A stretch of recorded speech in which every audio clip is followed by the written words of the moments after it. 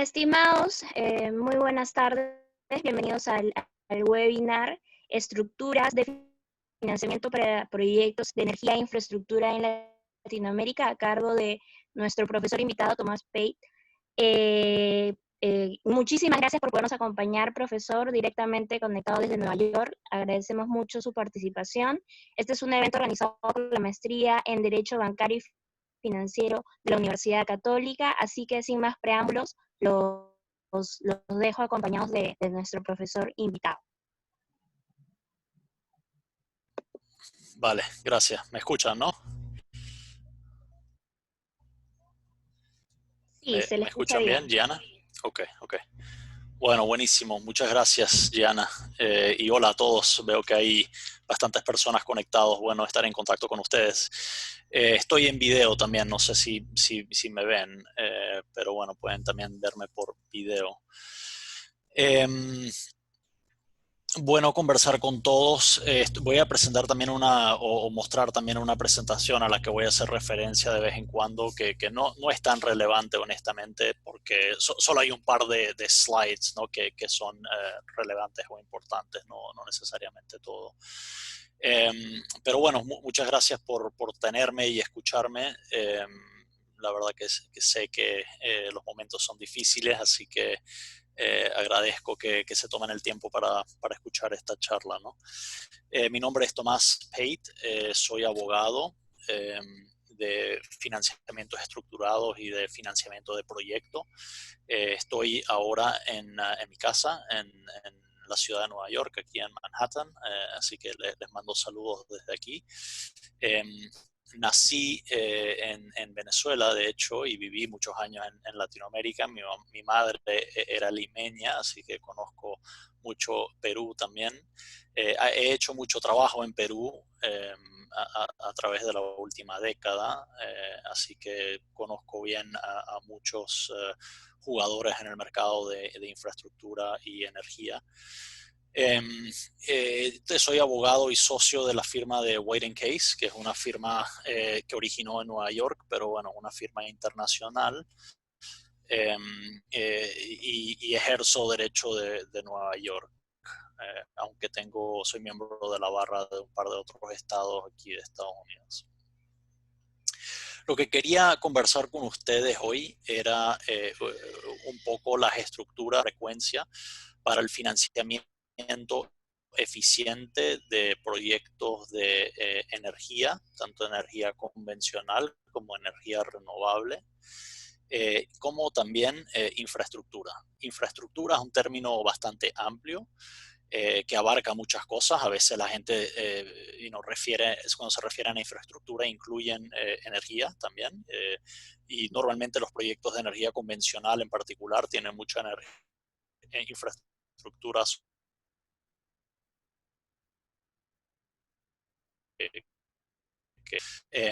pero en Perú se ha visto mucho financiamiento y de transporte, ¿no? Tal como las rutas de tren que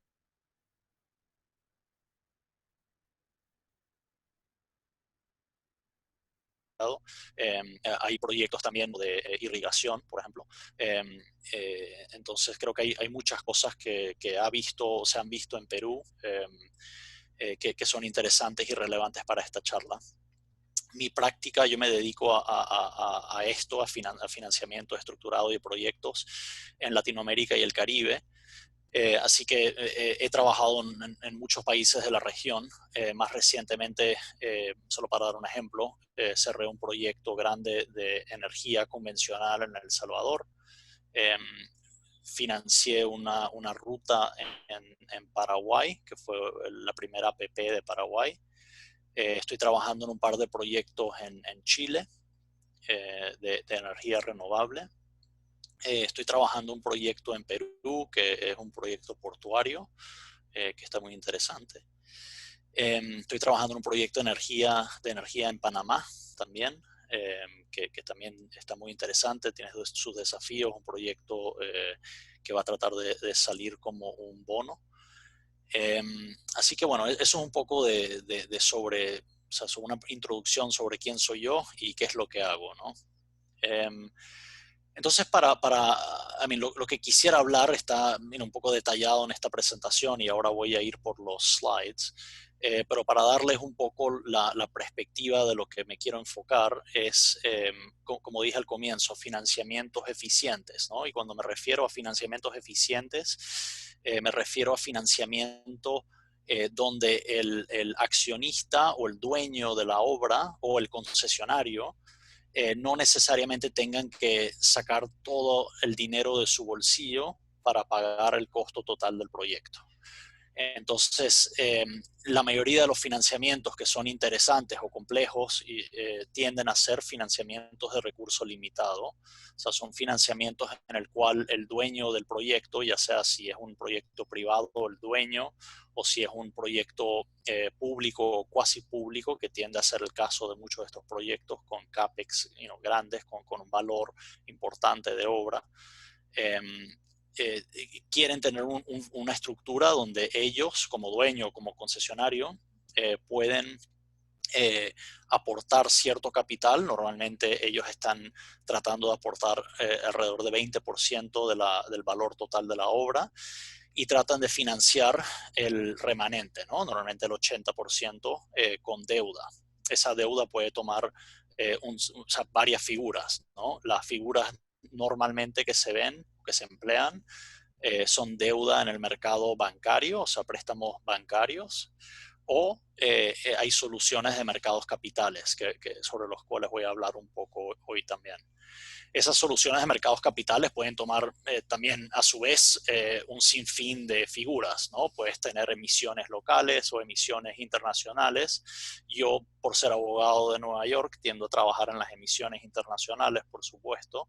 Esas emisiones internacionales tienden a ser de dos tipos, o financiamientos que se llaman private placement, que tienden a ser el mercado 482, que es una excepción de la ley de mercados capitales, o financiamientos tipo bono, que normalmente se denominan 144A Regas. Así que voy a ir un poco por la presentación y vamos a ir conversando sobre los tipos de financiamiento y después voy a tratar de dar un poco de color sobre lo que he visto en Perú. Tratar de cambiar este slide. Ok. Aquí está una tabla de contenido. Algunas de estas cosas no aplican porque, como les dije, la presentación es una presentación que yo tenía para otros propósitos y lo traté de adecuar un poco para nuestro ejercicio de hoy, ¿no? Lo primero que voy a cubrir son financiamientos tipo bancario, ¿no? Entonces, como dije ahora anteriormente, hay dos grandes vertientes de cómo se pueden financiar estos proyectos. La primera vertiente es financiamiento en el mercado bancario. O sea, estos son préstamos donde bancos comerciales normalmente o bancos multilaterales, por ejemplo, como son la Corporación Andina de Fomento, CAF, el Banco Interamericano de Desarrollo, BID, y otros. A veces también puedes tener agencias que apoyan la exportación del crédito. Por ejemplo, solo para dar un ejemplo, hay una que se llama JBIC, ¿no? Que es un banco japonés cuasi gubernamental. Entonces, todo eso cae en la vertiente de financiamiento bancario. Un proyecto, o sea, un dueño o concesionario puede tratar de salir al mercado de los bancos para buscar un préstamo de los bancos para financiar su obra, ¿no? Los préstamos bancarios tienen ciertas ventajas, o sea, normalmente tienden a ser un poco más rápido en cerrar, o sea, no tienes que necesariamente esperar una ventana de tiempo en los mercados capitales. Por ejemplo, algo que estamos viendo ahora a la luz de COVID-19 es que pareciera que la ventana de proyectos o financiamientos, lo que se llaman high yield, o sea, de riesgo alto, en mercados capitales, en realidad es una ventana que no está abierta hoy por hoy, pero es la única que ha habido desde que comenzó la crisis ahora, probablemente a finales de febrero, diría yo, ¿no? El mercado bancario, en principio, no tienes que esperar esas ventanas porque los bancos pueden, o sea, tienen hoja de balance, tienen depósitos, etcétera, que ellos pueden desplegar para prestar, ¿no? No significa necesariamente que van a prestar siempre y en los términos más favorables, obviamente, pero eso es una ventaja que tienes. Los préstamos bancarios tienden a ser de tasa flotante, por lo menos aquí en Estados Unidos, o financiamientos que se hacen en dólares para proyectos en Latinoamérica tienden a ser tasa flotante, o sea que tomas como referencia, como base la tasa LIBOR y le agregas un spread, ¿no? La comisión o la tasa de interés que va a estar ganando el banco en ese préstamo. Los préstamos bancarios también tienden a ser un grupo más selecto de acreedores. O sea, normalmente tienes un grupo de acreedores que si es un financiamiento tipo club, ¿no? que ellos llaman tipo club, normalmente pueden ser 3 acreedores a 5 acreedores, por ejemplo. Puedes tener préstamos sindicados donde vas a tener inversores o bancos, un mayor número de bancos, ¿no? Pues, o sea, yo he visto, yo he trabajado en financiamientos que han tenido 30 bancos, por ejemplo. No es lo ideal, pero a veces si el monto del préstamo que necesitas es de tal magnitud que necesitas un número importante de inversores, entonces a veces lo requieres, ¿no? Trabajé en un préstamo para una minera, por ejemplo, en Brasil, que se llama Vale, que necesitaba alrededor de 6 mil millones de dólares, ¿no? 6 billones, y terminamos ahí teniendo a 28 bancos, si mal no recuerdo.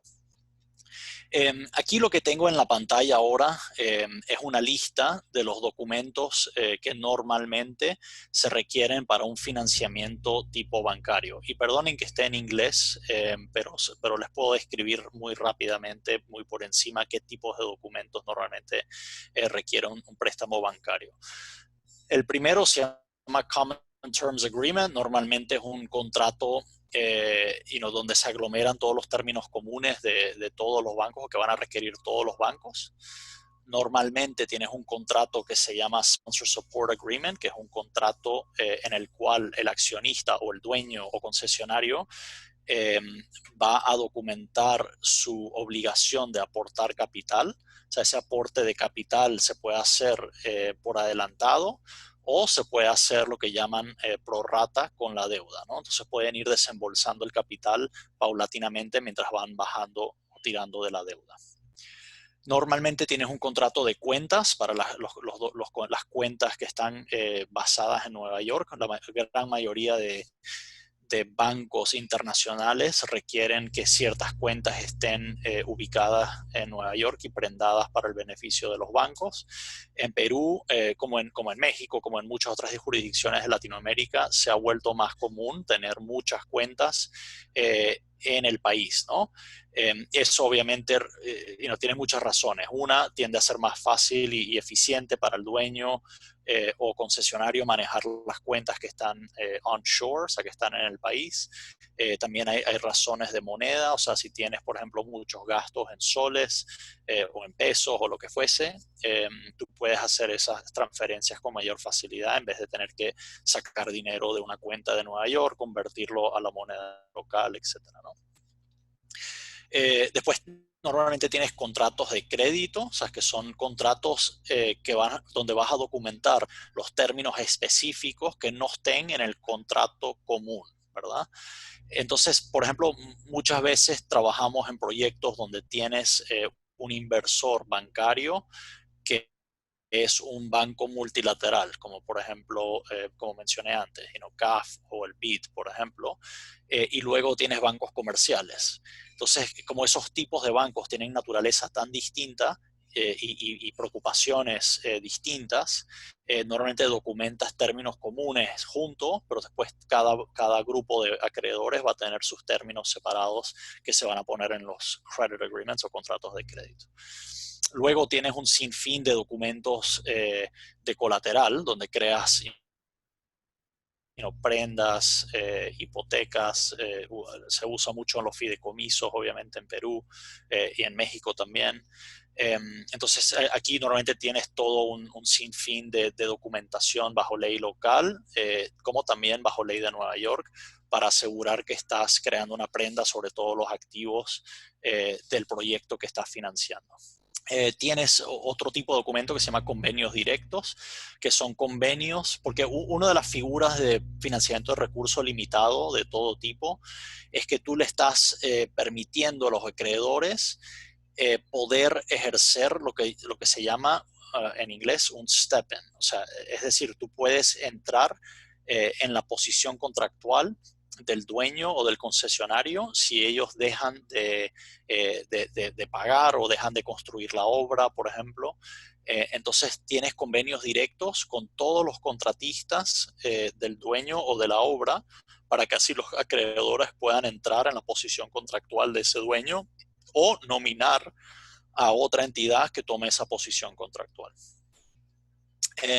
Luego hay otros documentos, ¿no? Cartas de crédito, normalmente que se requieren bajo la documentación de construcción, contratos de subordinación para préstamos, que regula préstamos intercompañía, etc. Aquí en esta página de la presentación, probablemente es la página más importante de esta parte de la presentación. Solo quería dar un sobrevuelo de lo que es un proyecto de recurso limitado. O sea, en este caso, esta página muestra un proyecto de energía. ¿Okay? Entonces, aquí en el medio tienes a la compañía que desarrolla el proyecto, o sea, el dueño en este caso. Aquí arriba, o sea, el término sponsor en realidad son los accionistas. O sea, nosotros en el mundo de financiamiento recurso limitado muchas veces llamas al accionista al sponsor, y eso, o sea, el sponsor en castellano es el patrocinador, ¿no? O sea, es la persona que está patrocinando, poniendo el capital inicial para llevar adelante el proyecto que se tenga en mente. Esta página muestra que posiblemente pudieras tener 3 accionistas distintos. Aquí en este nivel vas a tener un contrato entre accionistas para regular la relación entre los 3 accionistas en este caso. Tienes el proyecto como tal, o sea, la compañía aquí abajo, la compañía que aparte va a ser la deudora, ¿verdad? Porque estamos hablando de financiamientos de recurso limitado que no van a ir en la hoja de balance de los accionistas. ¿Okay? O sea, la idea es mantener la deuda abajo en una compañía de propósito limitado. Aquí en el recuadro a la izquierda tienes el grupo de inversores o prestamistas. Muchas veces vas a tener una entidad gubernamental involucrada, ¿okay? Bajo un contrato de concesión, que está aquí, hago referencia al contrato de concesión o concession agreement. Aquí supplier en castellano es el que entrega algo, ¿no? En este caso, este dibujo lo que está tratando de mostrar es un proyecto de energía convencional. O sea, por ejemplo, tendrías una planta que quema gas, por ejemplo, para crear energía, ¿no? Entonces, este supplier, el que entregaría algo, lo estaría entregando bajo un contrato aquí en este caso de venta de gas. O sea, esta persona estaría vendiendo gas natural al proyecto. Durante la etapa de construcción vas a tener un contratista, normalmente un contratista EPC, o sea, un contratista que entrega un proyecto totalmente finalizado, llave en mano, por un precio fijo, ¿no? O sea, eso es lo que más le gustan a los acreedores, para tener previsibilidad sobre el costo total que va a requerir el proyecto. Y luego tendrías aquí un operador, ¿no? Tendrías un operador que va a manejar la planta una vez construida.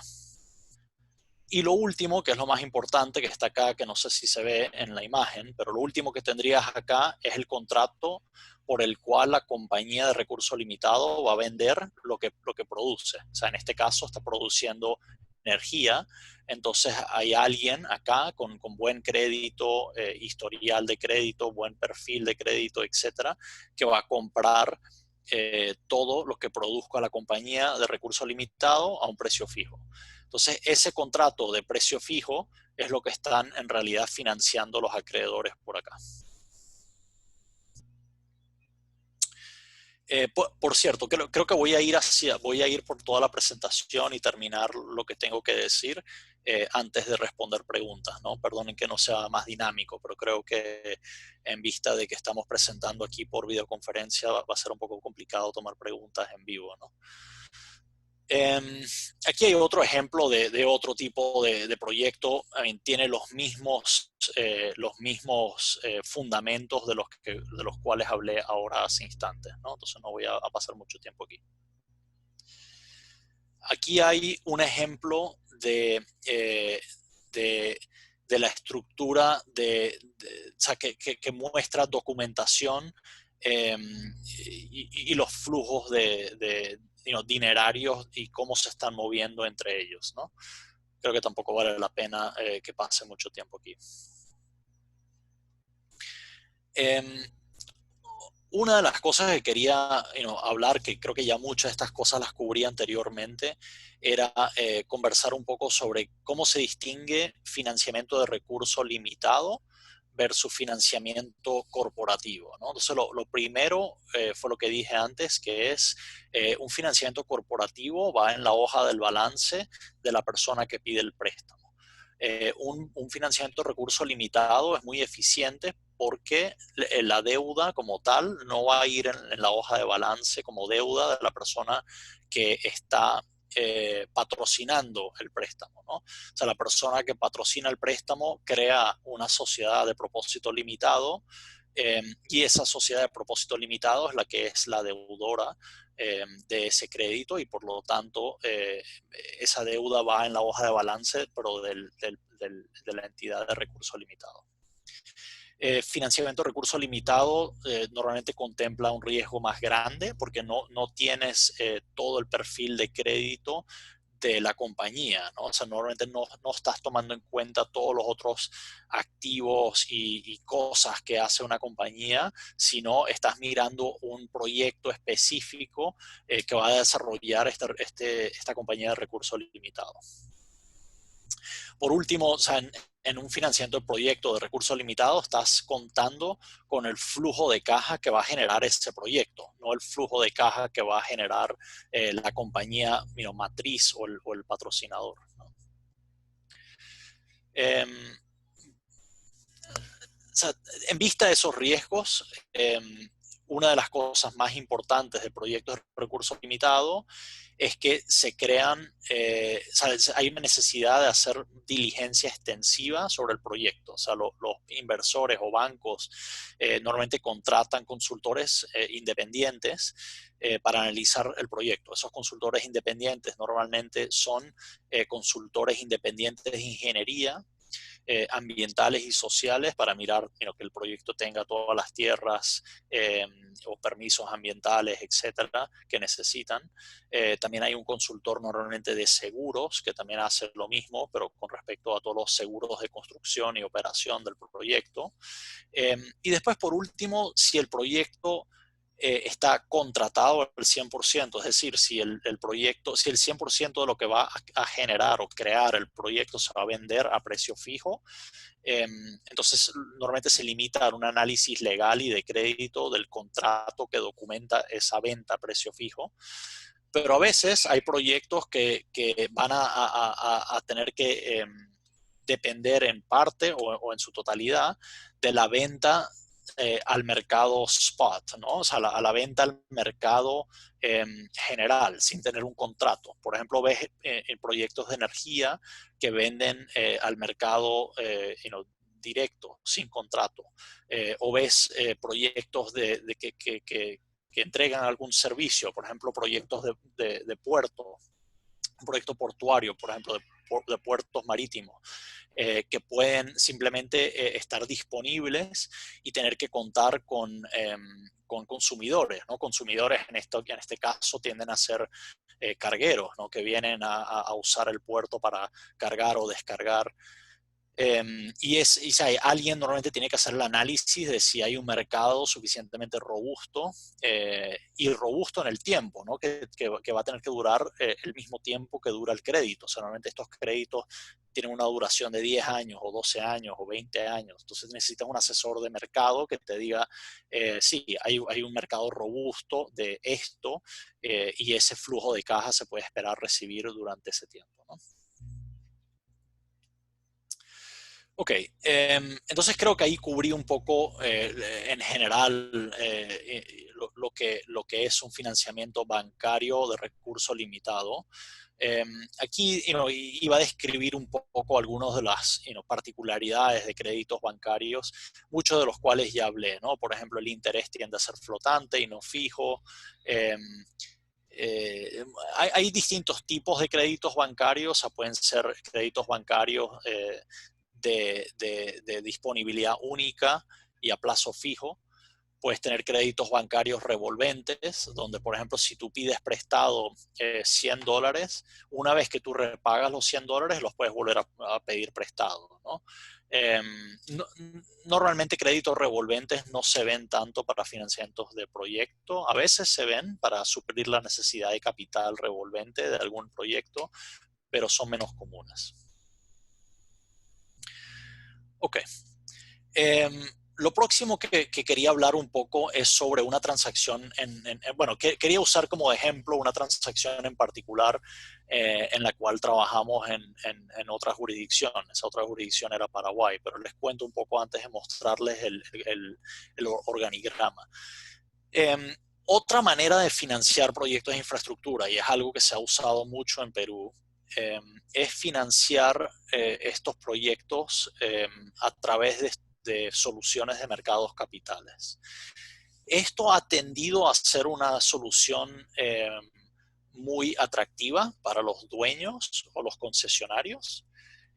Tiene sus desventajas, y voy a tocar sobre algunas de ellas, pero es muy atractivo para los dueños porque normalmente obtienen mejores términos de financiamiento. O sea, las soluciones de mercados capitales son financiamientos donde tú sales al mercado en general de inversores, o sea, no estás limitado a los bancos, sino sales al mercado, y ese mercado puede incluir compañías de seguro, inversores institucionales, fondos de pensión, etcétera, y muchos de ellos tienen mucho capital que desplegar. Esos inversores institucionales tienden a prestar a tasa fija y tienden a comprar o invertir a través de la emisión o tienden a comprar notas emitidas por estas compañías de recurso limitado cuando estamos hablando de financiar proyectos de energía o de infraestructura sobre estructuras de recurso limitado. Las ventajas para el dueño es que el financiamiento tiende a ser más barato, tienes tasa fija y muchas veces tienes la posibilidad de obtener un crédito a mayor plazo. O sea, los créditos bancarios, especialmente de los bancos comerciales, muchos de los bancos tienen ahora límites sobre el plazo. Esos límites sobre el plazo a veces dificultan el financiar un proyecto de infraestructura. ¿Por qué? Porque, por ejemplo, si un banco tiene un límite de solo poder prestar a 8 años, por ejemplo, y tú tienes un proyecto de infraestructura que tiene un periodo de construcción de 2 o 3 años, que no es, ese es el plazo relativamente común para la mayoría de los proyectos, significa que solo te quedan la diferencia para luego amortizar el préstamo. O sea, es decir, vas a tener 3 años de construcción donde no vas a tener ningún tipo de ingreso, porque acuérdate que el financiamiento depende exclusivamente de los ingresos del proyecto en particular. Entonces vas a tener que amortizar el crédito a través de los años subsiguientes después del periodo de construcción. Si el plazo es muy corto, no te da suficiente tiempo para amortizar todo el préstamo. Por eso muchas veces los proyectos de infraestructura, especialmente los más complejos, con ingeniería, diseño y construcción más complejos, requieren que el préstamo pueda ser mínimo 10 años, 12 años, 14, etcétera, ¿no? Entonces muchos bancos multilaterales van a ese plazo, bancos a veces locales van a ese plazo, pero bancos comerciales internacionales lamentablemente en los últimos años han empezado a recortar el plazo al que pueden ir.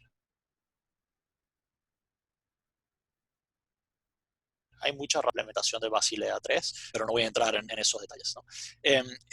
Para los financiamientos perdón, que decía que mi conexión de internet estaba mala, pero creo que ya volvió.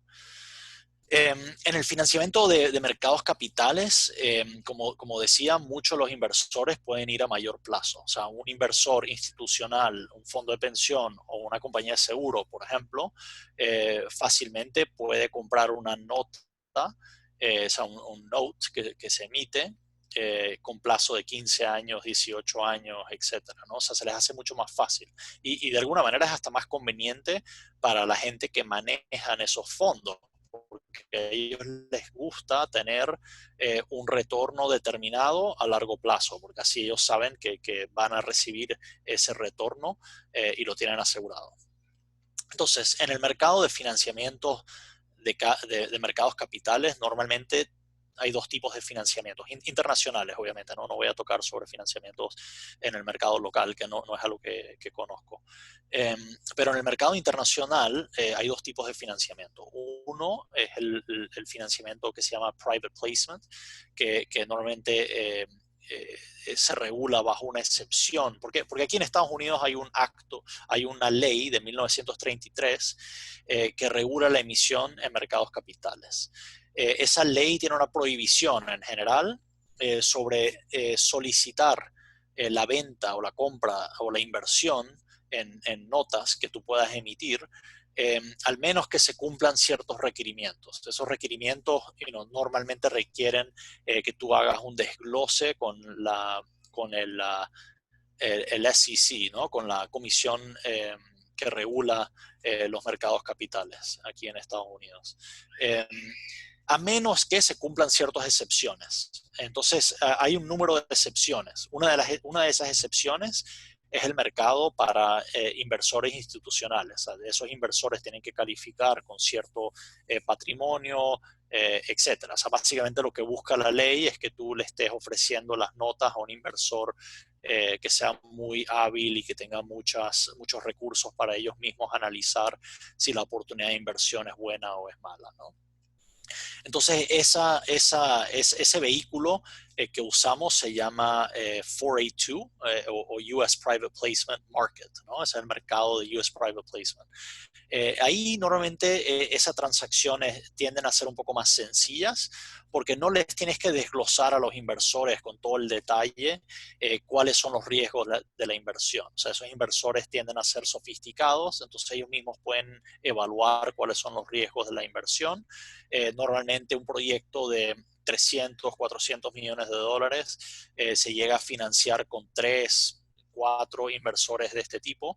Incluso hay un par de inversores que tienen una liquidez tal que si el proyecto es el tipo que ellos requieren, con la calidad crediticia que requieren, etcétera, etcétera, pueden poner ahí todo el dinero ellos mismos, ¿no? O sea, un proyecto de 500 millones, 800 millones de dólares lo financia un solo inversor. Eso se ha visto.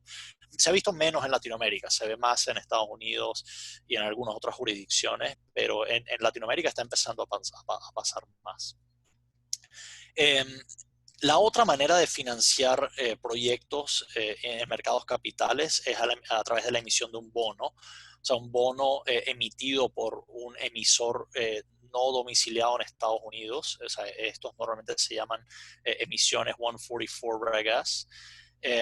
Estas emisiones sí requieren un desglose detallado de todos los riesgos. Entonces ahí nosotros los abogados trabajamos en un documento que se llama el Offering Memorandum, ¿no? Que tiende a ser un documento muy extenso que detalla todos los riesgos, todas las partes involucradas, toda la ingeniería, etcétera. O sea, normalmente tú al leerte este documento, el Offering Memorandum, que obviamente varía en lo largo que es, dependiendo de la complejidad del proyecto, pero puede ser un documento de fácil 200 páginas a 400 páginas, pero con leerte ese documento vas a conocer todo sobre el proyecto en principio y vas a tener una idea de todos los riesgos involucrados y vas a poder tomar la decisión de inversión. Ahora, yendo al caso de Perú, en Perú muchos proyectos se han financiado con soluciones de mercados capitales porque Perú ha tenido y es un debate continuo, ¿no? Pero Perú ha usado una fórmula de certificados donde el gobierno o entidades cuasi gubernamentales normalmente están detrás o garantizan el pago que se hacen bajo certificados que se van entregando paulatinamente mientras el dueño o el concesionario vaya entregando partes de la obra.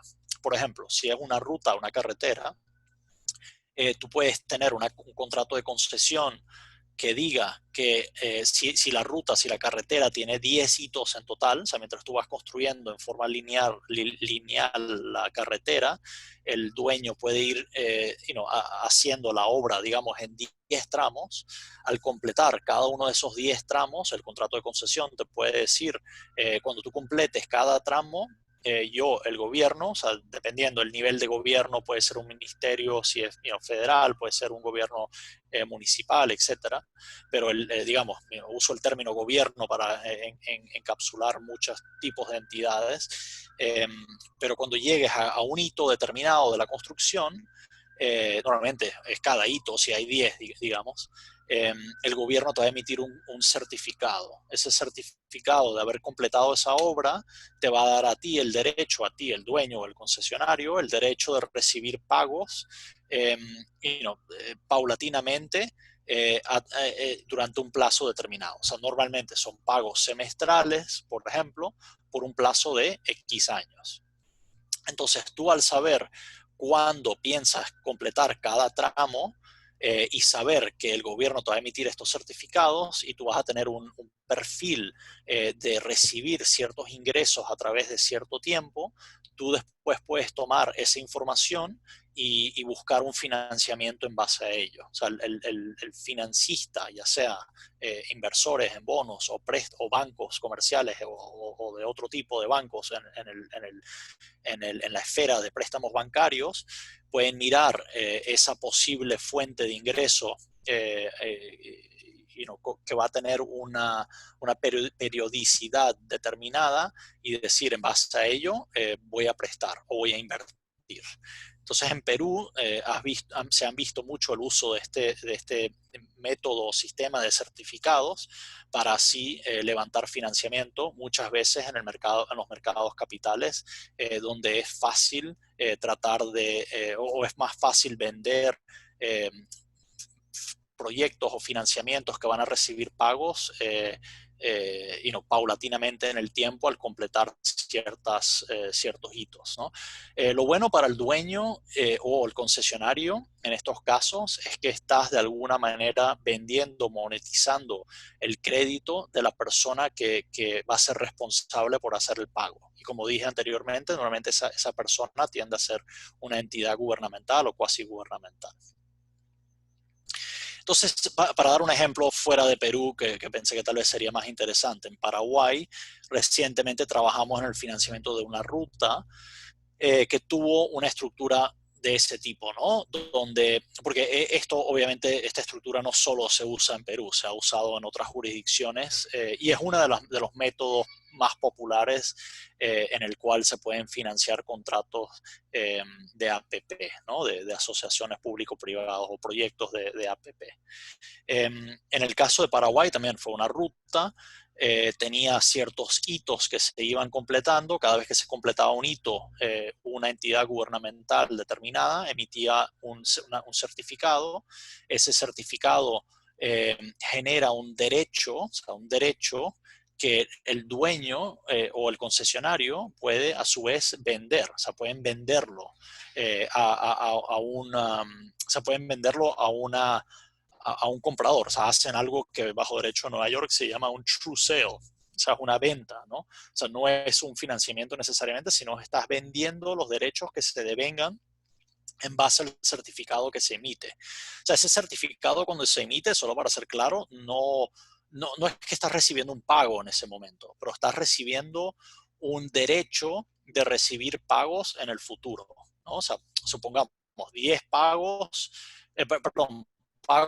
por 10 años semestrales, ¿no? O sea, entonces estás vendiendo el derecho, en un caso hipotético, de recibir 20 pagos a través de 10 años, ¿no? Entonces, muy, muy brevemente les pongo el esquema de cómo se vio este financiamiento. Como ven, es un poco más complejo el financiamiento en muchos sentidos, porque tienes un emisor, el emisor tiende a ser un vehículo de Islas Caimán, Aquí tienes la entidad, o sea, la SPV, la compañía de recurso limitado, tienes al contratista, operador, etcétera, todo lo demás que vimos en la otra figura.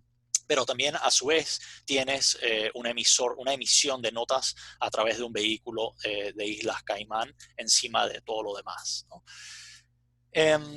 Entonces, eso a grandes rasgos es lo que quería presentarles y estoy abierto a preguntas, ¿no? Espero que no haya entrado en mucho detalle y obviamente si quieren más detalle de algo, por favor siéntanse en la libertad de preguntar, ¿no?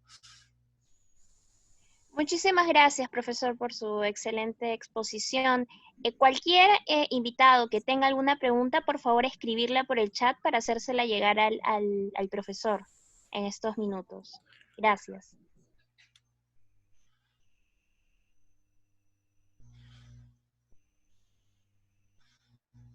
Sí, yo también tengo una pregunta aquí, de alguien. Que me pregunta un poco sobre los, si yo estaba hablando sobre CR PAO, ¿no? Y sí, o sea, estaba hablando sobre el método donde tienes una certificación del gobierno. O sea, han tenido muchos nombres a través de los años. O sea, se han llamado así en algunos proyectos, se han llamado Campis en otros, se han llamado CEPAOS en otros, etcétera. Que van obviamente por sus siglas, ¿no? Que van por sus siglas en cómo aparecen en el contrato de concesión relevante, ¿no? Y la pregunta que me hacen acá es que, o sea, en realidad este programa de certificación ya no es un financiamiento de proyecto, de verdad, ¿no? No es un financiamiento de proyecto de recurso limitado como pensarías tradicionalmente. O sea, no hay un project financing, ¿no? Y eso en realidad es cierto, o sea, esos programas en realidad son securitizaciones, ¿sabes? Es una securitization, como decimos acá en inglés. Hay elementos de financiamiento de proyecto porque igual los inversores quieren saber, o sea, igual alguien tiene que tomar eventualmente el riesgo de construcción. Este riesgo de construcción lo puede tomar inversores, lo puede tomar el dueño o la compañía, lo puede tomar inversores que solo toman riesgo de construcción. O sea, hay muchas maneras de estructurarlo. Pero la realidad es que todos los conceptos de project finance todavía aplican porque hay un riesgo de construcción todavía. Una vez que se termina el periodo de construcción, ya sea para un hito determinado o para la obra en total, ya no hay riesgo de construcción y ya los principios de financiamiento de proyecto en realidad no aplican. O sea, lo que empieza a aplicar son principios de una securitización. O sea, ya una vez que tú hayas vendido esos derechos de recibir pago en el tiempo, sí, ciertamente la transacción ya no es en realidad un financiamiento de proyecto como tal. Eh, Creo que las desventajas de usar este sistema de certificación es que de alguna manera le estás imponiendo una carga mayor al Estado, ¿no? O sea, o a la entidad gubernamental que está garantizando que se van a hacer estos pagos. Eh, lo que pasa es que el argumento en realidad de decir simplemente, o sea, no le pongamos esa carga a esa entidad gubernamental, a veces también no es tan fácil como simplemente decirlo, porque a veces lo que pasa es que si alguna entidad gubernamental no lo garantiza, o uno, peor de los casos, no vas a poder financiar el proyecto, o sea, no va a haber ningún inversor que entre y quiera financiar esa obra, entonces tienes ahí un detrimento un poco a la sociedad porque no se puede hacer esa obra que normalmente son obras importantes y buenas para el desarrollo del país. O la otra cosa es que si no lo tienes, si no tienes ese apoyo de la persona que está garantizando el pago, es que el financiamiento que obtenga el dueño o el concesionario sea mucho más costoso y por lo tanto la obra va a subir en costo, ¿no? O sea, ya la obra ya no va a costar 100 porque ese 100 contemplaba ya un precio determinado del financiamiento, pero va a costar, no sé, 120 o 110 porque van esencialmente los consumidores tener que pagar el costo del financiamiento más caro, ¿no? Eh, a ver, aquí tengo otras preguntas que me están llegando. Y Gianna, Giannina, perdón, no sé si, o sea, yo los puedo leer acá, ¿está bien? O, Sí, perfecto, está sí, perfecto. ok, ok. Eh, a ver, otra pregunta que tengo es, ¿qué cosas deberían haber en Perú para que se haga, para que Perú sea un mercado atractivo para financiamientos de mercados capitales? Creo que la respuesta es que en realidad Perú ya lo es. O sea, hemos visto, o sea, muchas transacciones de mercados capitales en Perú. O sea, normalmente para tener financiamiento de mercados capitales en la forma que sea, o sea, ya sea private placement 482 o mercado 144A Reg S, es que tienes que tener un país con un rating mínimo. O sea, Perú tiene un rating bueno y es un país considerado investment grade, entonces muchos de los inversores miran Perú, así que eso es bueno. Obviamente lo otro que vas a querer tener es un sistema, o sea, que vas a querer tener cierta continuidad de gobierno y políticas que está implementando el gobierno, y vas a querer tener cierta seguridad para los inversores a largo plazo, ¿no? Porque a la final del día estas inversiones de mercados capitales tienden a ser a muy largo plazo.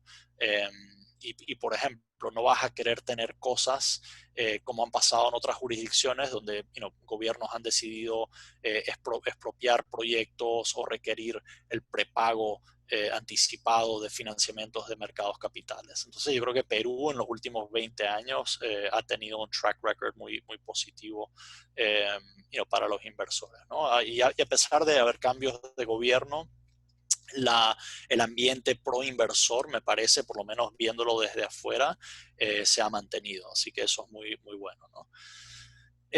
Otra pregunta que tengo aquí es qué tan usuales son los mini perms. Mini perms, este término mini perm, normalmente se refiere a financiamientos de corto plazo que van a requerir que se refinancien luego. ¿Okay? Y los mini perms son comunes, o sea, los ves bastante. En particular cuando tú crees o sea, cuando hay un proyecto en el cual los inversores que tienes en la mesa pueden tomar riesgo de construcción, pero que a lo mejor no están ofreciendo el financiamiento más atractivo, ya sea por precio o por plazo. Entonces, por ejemplo, si tú tienes un proyecto que tiene una etapa de construcción de 2 años, tú puedes tener un préstamo bancario en formato mini perm por 4 años, por ejemplo. Eso es algo que se ve mucho. Entonces, los primeros 2 años son construcción, empiezas a amortizar en el año 3 y 4, pero ya sabes de entrada que no lo vas a poder amortizar en su totalidad para el año 4. Entonces, cuando tú terminas la construcción, empiezas muy agresivamente a buscar opciones de refinanciamiento. Y hay mecanismos en la documentación de financiamiento que aseguran que los dueños o el concesionario empiece a buscar la solución de refinanciamiento. Normalmente esas soluciones de refinanciamiento muchas veces van a tomar la figura de mercados capitales. Y la razón de eso es que tradicionalmente los inversores de mercados capitales tienden a no tomar riesgo de construcción. A ver, otra pregunta. Perdón.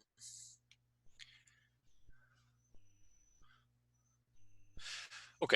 Otra pregunta aquí que tengo es, ¿cuáles son los principales covenants que se exigen a los sponsors, a los patrocinadores, ¿no? O sea, covenants son obligaciones de hacer y no hacer. En un financiamiento de recurso limitado, normalmente los covenants, las obligaciones de hacer y no hacer, son bastante extensas, mucho más extensas que en un financiamiento corporativo. La razón de eso es que los inversores están compartiendo el riesgo con la compañía, ¿no? Entonces ellos quieren que regular a detalle la compañía, asegurar que no puedan tomar una serie de acciones y asegurar que tomen otras acciones. Esos son covenants o obligaciones que corren a la compañía de propósito limitado.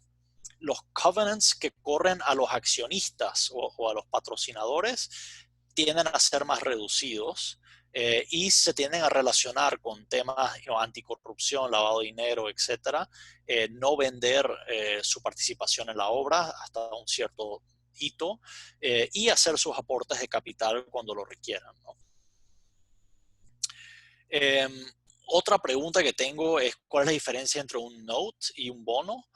En realidad el note, o sea, lo que nosotros llamamos un note, que en verdad no creo que se equipare a un pagaré eh, en Perú, pero o sea, un note aquí en Nueva York, eh, bueno, hay muchos tipos de note, pero el note que se emite en transacciones de mercados capitales tiende a seguir un formato muy estándar y es un instrumento adicional para evidenciar deuda, ¿no? Entonces, tú podrías tomar ese note y en principio llevarlo a una corte. La corte te va a pedir adicionalmente que traigas la documentación de financiamiento que apoye ese note. Eh, un bono, o sea, un poco cuando lo usamos en términos coloquiales, normalmente aquí en Nueva York, la gente piensa en un bono, en un bond, en una emisión, en una emisión de mercados capitales pública, ¿no? O sea, en el caso de Latinoamérica o cross-border, tiende a ser una emisión en formato 144A Reg S. Otra pregunta que tengo es si el tema de Odebrecht influyó las inversiones o afectó al project finance. La respuesta es que sí, o sea, sí, y el impacto fue grande en toda Latinoamérica. En Perú yo diría que el impacto fue particular. En Colombia también, pero en Perú tuvo un gran impacto. Creo que lo que terminó creo que el efecto Odebrecht en lo que terminó fue que muchos bancos han sido más cuidadosos ahora en su proceso de KYC, ¿no? De conocer a su cliente. Eh, y compañías que han tenido cierta exposición a cosas relacionadas a corrupción y demás, si es que son compañías que pueden ser financiadas, tendemos a ver mayor protección hacia los bancos construido dentro de los documentos de financiamiento para mitigar los riesgos que ellos perciben cuando tratan con ellos. Otra pregunta que tengo es qué medidas debe tener en cuenta el asesor legal de una empresa que busca financiamiento de recursos limitados que no suelen a tomarse en cuenta. O sea, creo que en realidad es importante cuando tratas de desarrollar un proyecto y tratas de buscar financiamiento de recursos limitados, o sea, lo digo aparte como parte interesado, pero creo que lo digo en realidad eh, con el mejor deseo, es que creo que hay que buscar a alguien que en verdad sabe lo que está haciendo, ¿no? O sea, hay que buscar un abogado muy especializado en financiamientos de recursos limitados porque tienden a ser muy diferentes a tus financiamientos, como lo diríamos acá, plain vanilla, ¿no? Financiamientos estándares sin mucha complicación, ¿no? Ese financiamiento de recursos limitados en particular en el momento de diligencia, o sea, buscar personas que sepan identificar los asuntos que pueden haber de bancabilidad en la documentación de construcción, en la documentación de compra y venta, de off-take or output, es sumamente importante, ¿no? Porque lo peor que quiere hacer una compañía es perder dinero o tiempo tratando de desarrollar un proyecto para que cuando salgan al mercado para financiarlo, se enteren que tienen problemas grandes de lo que llamamos nosotros bancabilidad, ¿no? Ok, a ver.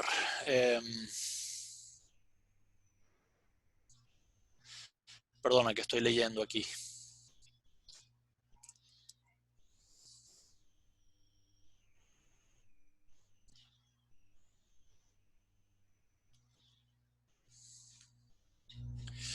Sí, tengo una pregunta una pregunta un poco nuevamente sobre lo de Odebrecht y otras, ¿no?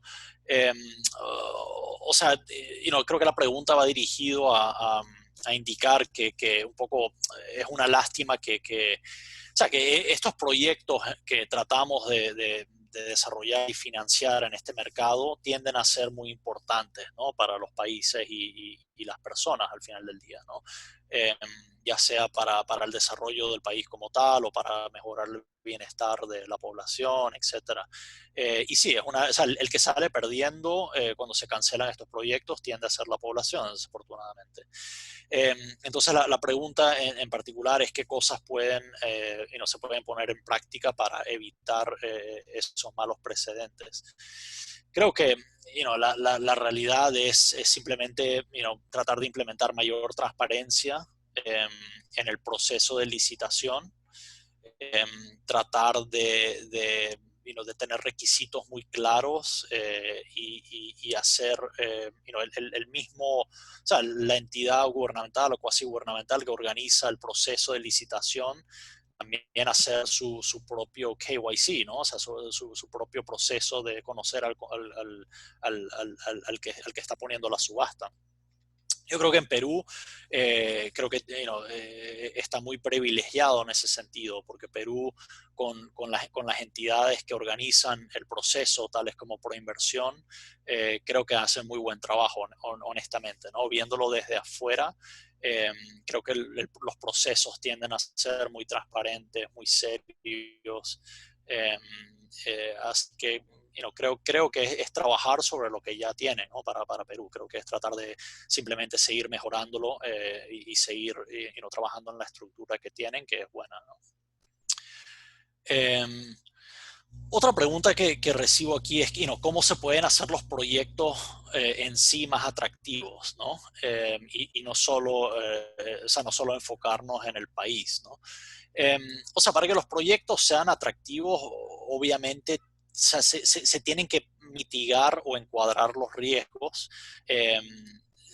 Y esto es atractivo para todos, ¿no? Atractivos para el dueño, para el concesionario, para los financistas, ¿no? O sea, una de las cosas más preocupantes que yo he visto en proyectos en Latinoamérica, esto no solo aplica a Perú, es cuando, por ejemplo, hay contratos de concesión o proyectos que se licitan y, por ejemplo, el Estado tiene una obligación de entregar tierras, por ejemplo, y esos hitos no se cumplen.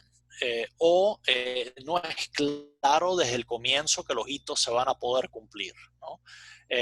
Y tierras tiende a ser una de las áreas de mayor sensibilidad, porque si hay un atraso en la entrega de tierra, se va atrasando la obra como tal.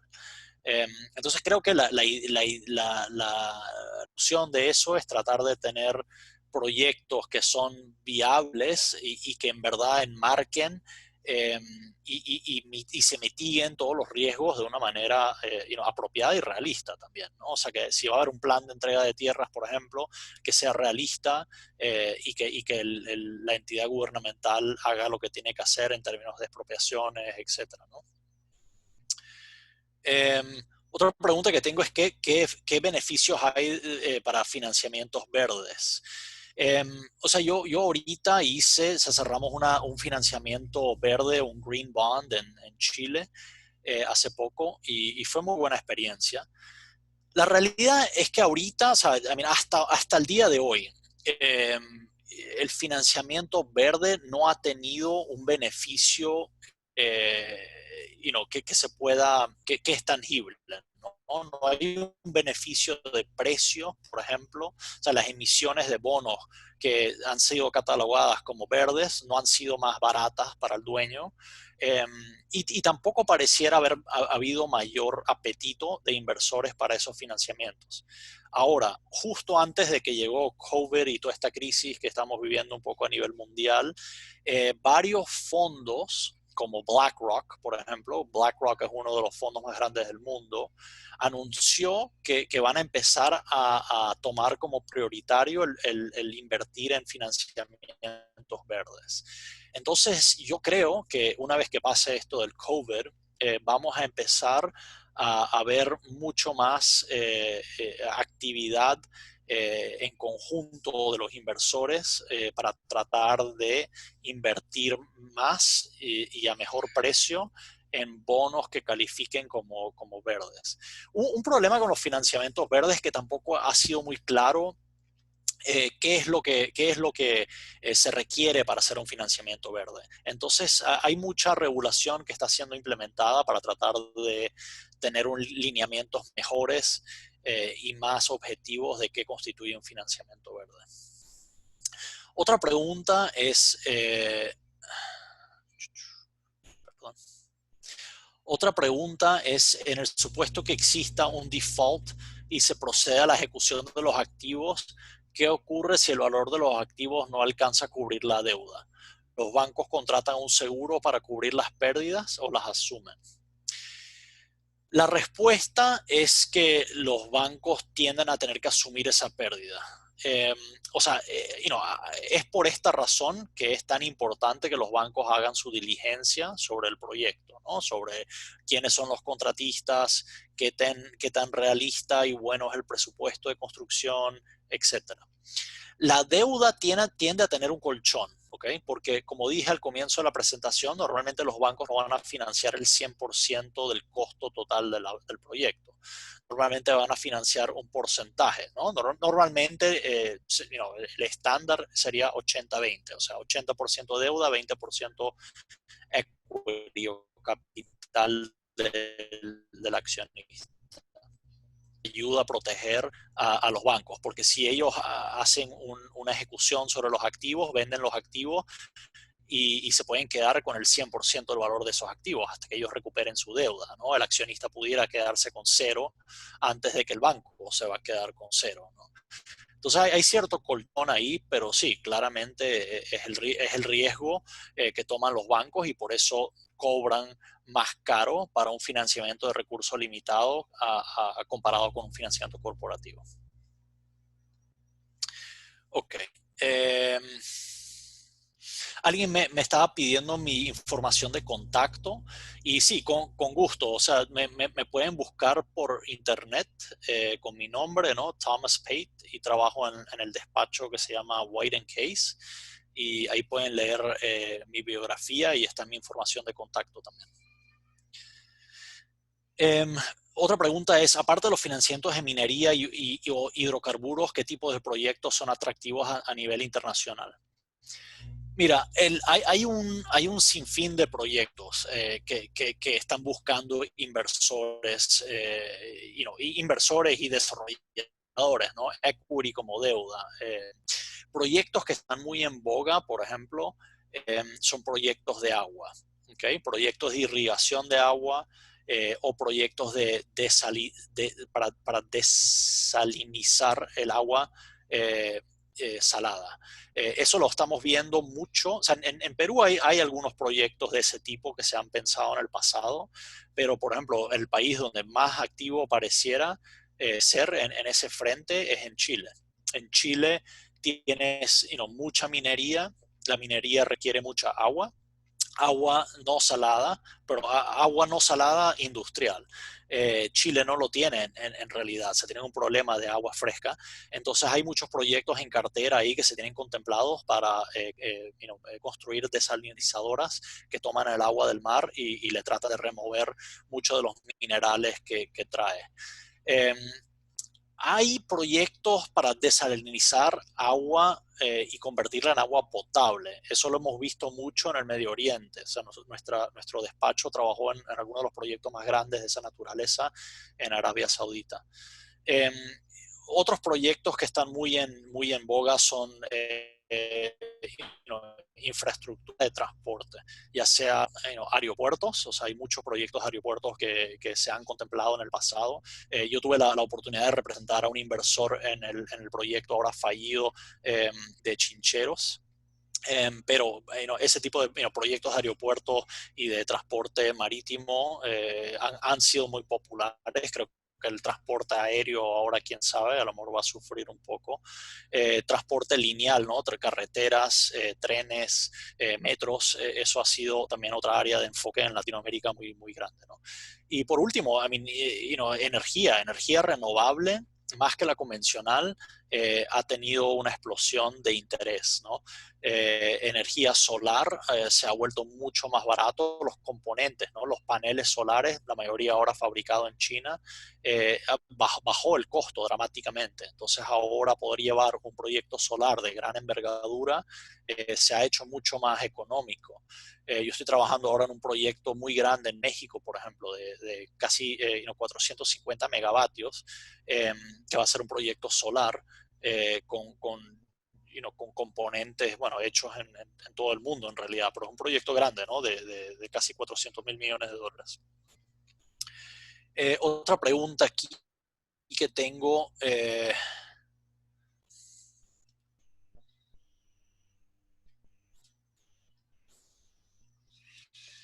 sí, Janina, alguien pregunta si se podría emitir una certificación electrónica gratuita para los participantes, como buenas prácticas de gestión y registro.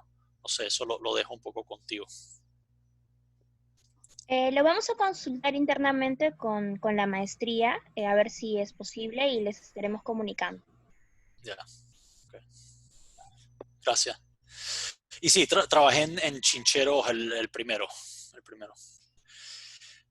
Eh, Pues no, sí, muchas gracias. Me recibí muchas preguntas. Gracias por las preguntas. Espero que haya sido interesante. Y como digo, con gusto conversar con ustedes después. Me pueden conseguir por internet fácilmente. Y sí, o sea, si tienen alguna pregunta, con gusto conversar o intercambiar ideas sobre ello. Espero ir a Lima. Yo antes iba a Lima de 2 a 4 o 5 veces al año. Así que espero volver pronto a ir a comer la mejor comida del mundo. Así que bueno, gracias nuevamente por su tiempo. Muchísimas gracias, profesor. Gracias por sus palabras, por su tiempo. Sabemos que tiene una agenda bastante apretada y nos ha dado un tiempo muy valioso. Gracias por compartir con nosotros. Y bueno, y recordarles que si quieren alguna información adicional del profesor o tienen más preguntas sobre el tema, etcétera, pueden también comunicarse con nosotros directamente a través de la maestría y nosotros también lo contactaremos al profesor para cualquier eventual proyecto futuro. Muchísimas gracias por estar atentos y no se preocupen porque el webinar va a ser grabado, está siendo grabado y va a ser publicado en nuestras redes sociales en los próximos días. Muchísimas gracias por su asistencia. Gracias.